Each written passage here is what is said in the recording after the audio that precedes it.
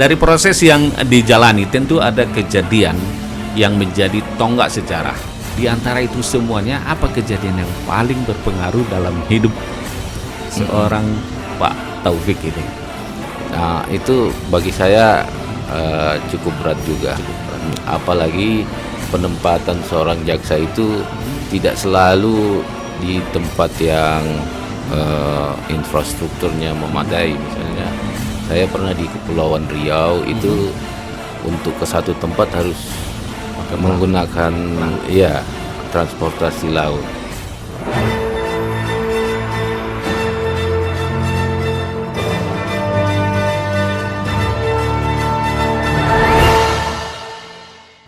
Assalamualaikum warahmatullahi wabarakatuh. 102,6 FM Sastrasi, suara satu atau penumpang pasti selalu di hati. Selamat pagi, salam saya selalu untuk Anda semuanya dimanapun Anda berada yang masih tetap stay dan yang baru gabung di 102,6 FM. Kita kembali bersua di program spesial Ruang Nafaslah. Hari ini kita menghadirkan tamu istimewa, kita sudah berada di studio. Baik, sahabat Istana FM, di edisi ini kita akan berbincang dan mengulik perjalanan seseorang yang dapat menginspirasi kita. Sahabat Istana FM, istilah kejaksaan sebenarnya sudah ada sejak lama di Indonesia.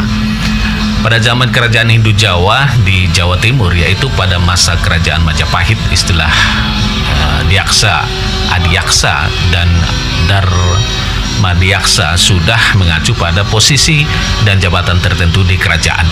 Istilah-istilah ini berasal dari bahasa kuno, yakni dari kata-kata yang sama dalam bahasa Sanskerta. Seorang peneliti Belanda, W.F. Saterheim, mengatakan bahwa diaksa adalah pejabat negara pada zaman kerajaan Majapahit.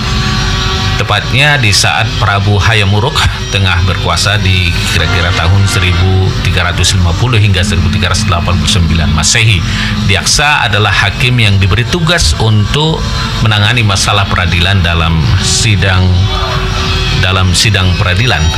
Dan Kejaksaan Republik Indonesia adalah lembaga pemerintahan yang melaksanakan kekuasaan negara secara merdeka, terutama pelaksanaan tugas dan kewenangan di bidang penuntutan, dan melaksanakan tugas dan kewenangan di bidang penyidikan dan juga penuntutan perkara tindak pidana korupsi.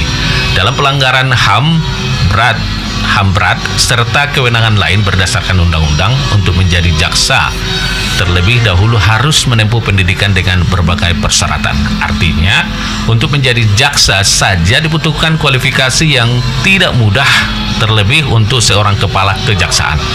Apalagi tugasnya adalah untuk memutus perkara dengan seadil mungkin sesuai perundang-undangan. Tamu kita di program Talk Show Ruang Paslah Cerdas dan Inspiratif kali ini adalah Kepala Kejaksaan Negeri Mandailing Natal, Bapak Taufik Jalal SHMH. Assalamualaikum Pak. Waalaikumsalam. Enak manggilnya apa nih, Pak Taufik atau Pak Jalal? Pak Taufik ya. Biasanya saya dipanggil Taufik. Pak Taufik ya. Oke, Pak Taufik, selamat datang di studio. Terima kasih. Lebih dari 3 minggu saya terus lakukan lobby. Hari ini baru bisa hadir di studio kita. Ini alhamdulillah kami bersyukur bahwa ini adalah bagian dari inspirasi yang dapat kita hadirkan pada masyarakat. Mudah-mudahan semenjak bertugas di Mandailing Natal di Mobil Kordang 9 ini, rasa kerasan, betah, dan suasananya. Sedikit saja bercerita bagaimana Pak suasana di Mandailing Natal. Tahun berapa kemarin Pak? Saya tahun 2018 Agustus. Jadi tepat 2 tahun saya di Mandailing Natal tercinta ini. Boleh sedikit Pak, dekat saja. Oh ya. Apa kesan pertama setelah menginjakkan kaki di Mandailing Natal ini Pak? Jadi sebelumnya 3 minggu melakukan lobby itu karena bertepatan dengan Hari Bakti Adiaksa. Iya, Hari Kejaksaan itu ya. Bulan Juli kemarin, alhamdulillah Kejaksaan itu sudah memperingati Hari Baktinya yang ke-60. 60. Ya. selama 2 tahun saya di Mandailing Natal ini, saya merasakan suasana yang begitu akrab. Sangat welcome. Kepatuhan terhadap hukum juga sangat bagus, karena masyarakat Mandailing Natal sangat berpegang pada adat, pada nilai-nilai keagamaan juga sangat kental. Jadi otomatis dengan sendirinya kesadaran hukumnya juga mengikut ya. Negeri beradat taat beribadat ya Pak. Betul. Yang pertama kali saya dengar sampai ke sini itu semboyan itu, negeri beradat taat beribadah. Oke, baik Pak. Dari data yang kita kumpulkan di tim Ruang Paslah, Anda lahir dan tumbuh di Sulawesi Pak ya, di Indonesia bagian timur. Bagaimana perjalanan hidup dan kehidupan Anda di sana sampai terpilih menjadi kepala jaksa di Mandailing Natal? Jauh loh. Pak Taufik, misalnya dari jauh, begitu jauh ya dari rumah kemari gitu. Apa karena memang garis tangannya ya Pak? Saya juga agak membayangkan. Saya lahir 15 Maret 1974 di Makassar. Di Makassar. Saya bertumbuh lahir besar di kota Makassar itu, menempuh pendidikan S1 di Universitas Hasanuddin ya. Kemudian memilih untuk dan terpilih masuk di kejaksaan. Alhamdulillah, jalan hidup membawa saya bertemu dengan Bung Paslah hari ini.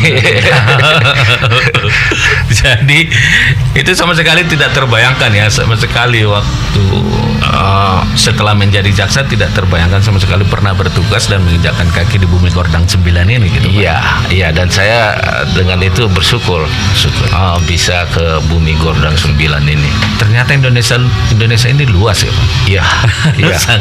sangat kaya, sangat variatif. Itu modal kita untuk membangun. Sayangnya sebenarnya banyak menangnya Pak Taufik. Pak Taufik dari Makassar udah ke Mandailing Natal. Saya Mandailing Natal belum pernah ke Makassar. Mainlah ke sana Bung Paslah. Alhamdulillah.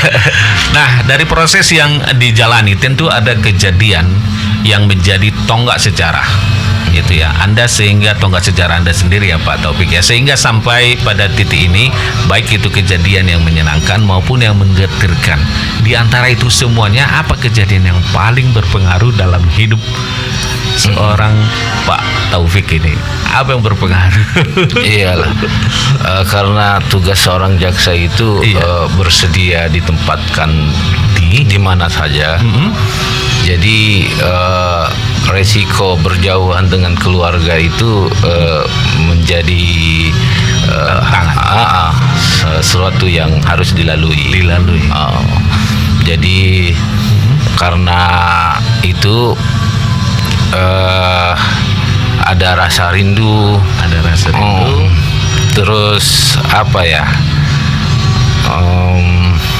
berjauhan itu sesuatu yang lumrah atau memang kalau bagi seorang jaksa ya itu harus menjadi bagian dari hidupnya.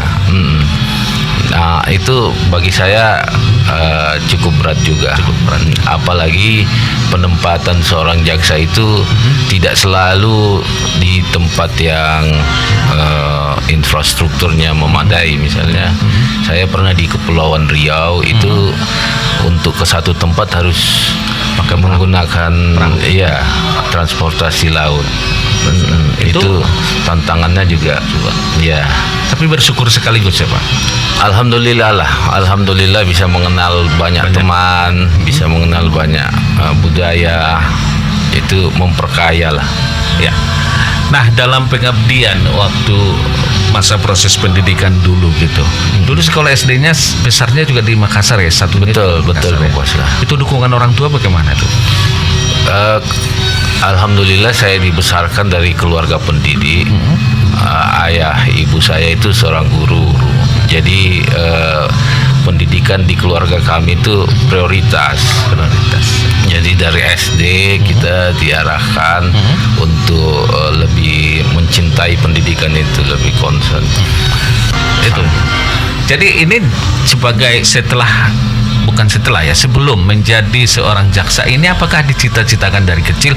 Biasanya melekat pada waktu kecil itu mau jadi apa? Jadi polisi, jadi ABRI, jadi pilot. Jarang sekali orang memilih jadi jaksa gitu. Itu memang dari kecil dicita-citakannya nih Pak. Saya sebelumnya waktu kecil itu seperti anak-anak yang lain, anak kecil yang lain, cita-citanya itu berganti-ganti, bertukar-tukar ya. Waktu SD pengen lihat seorang polisi, maka menjadi polisi gitu. Jadi sama sekali di mana pada saat pertama kali ingin menjadi seorang jaksa? Saya diterima di UMPTN, dulu istilahnya UMPTN untuk penyaringan negeri, untuk penyaringan ke Universitas Negeri, diterima di Fakultas Hukum. Di Fakultas Hukum. Disitulah tergambar berapa profesi yang jebolan sarjana hukum itu. Salah satunya di kejaksaan. Di situ mulai mengertilah apa masing-masing tugas dari profesi itu. Saya alhamdulillah memilih dan terpilih untuk jadi jaksa, alhamdulillah. Kenapa tidak jadi lawyer gitu Pak? Kan lebih banyak dapatnya gitu. Iya lah. Ini kan kalau kita lihat di jaksa hidupnya biasa saja. Tapi kalau lawyer itu Pak, kayak itu Bang Hotman Paris itu kan semua hebat-hebat. Iya. Lahan pengabdian boleh di mana aja ya. Terbentang luas. Kebetulan passion saya memang di jaksa mau mengabdi ya. Menuntut terus gitu Pak ya. Oke. Nah, saat memutuskan untuk mengabdi lewat kejaksaan, bagaimana tanggapan orang tua pada saat itu Pak? Menyambut baik. Orang tua saya karena kebetulan pendidik tadi itu, jadi tidak pernah mematok satu profesi ya. Yang penting bisa bermanfaat, itu aja. Dan nyaman bagi kita gitu ya. Ya. Dan itu didukung terus sama orang tua ya. Alhamdulillah, tapi almarhum dua-duanya.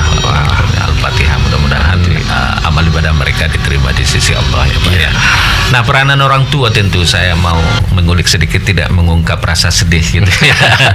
Tapi kan peranan orang tua ini sangat sangat penting dan dominan sekali pada perjalanan seseorang. Karena agama juga menganjurkan itu kan ridho orang tua adalah ridho Allah gitu. Nah, peranan orang tua dalam kehidupan Pak Taufik Anda supaya menjadi seperti sekarang ini, kenangan yang tak terlupakan itu dengan orang tua, ingin tahu aja nih sebenarnya. Agak emosional pertanyaannya. Kalau bagi saya orang tua itu segala-galanya lah.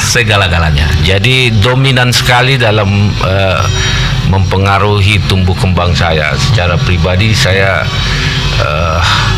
luar biasa. Saya bersyukur sekali dibesarkan dalam keluarga pendidik itu. Jadi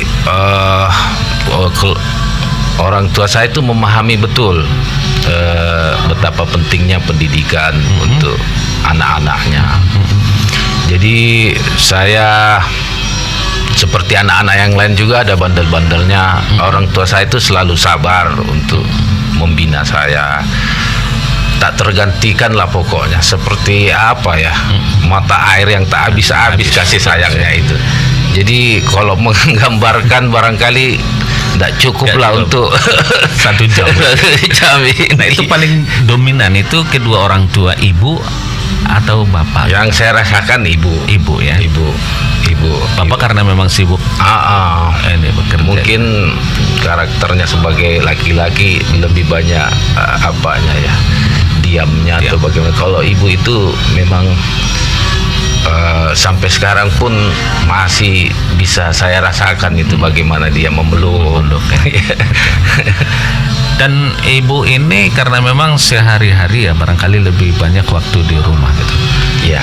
Momen apa yang menjadi kenangan terindah pada saat bersama dengan keluarga besar misalnya, atau dengan adik Pak Taufik berapa orang? Saya 6 bersaudara. Paling besar atau paling? Saya bungsu kebetulan. Paling kecil ya. Jadi bungsu selalu mendapat perhatian lebih lah daripada kakak-kakaknya. Ya. Ada nggak rasa cemburu mereka? Pasti ya. Enggak lah, aku rasa karena kita bersaudara juga rukun ya. Enggak, mungkin ada tapi enggak terlalu dalam lah. Momen seperti apa misalnya yang paling kenangan yang terindah pada saat orang tua masih hidup bersama keluarga besar itu, apa di Lebaran atau momen apa yang paling? Saya paling ingat itu waktu diantar ke sekolah pertama kali. SD.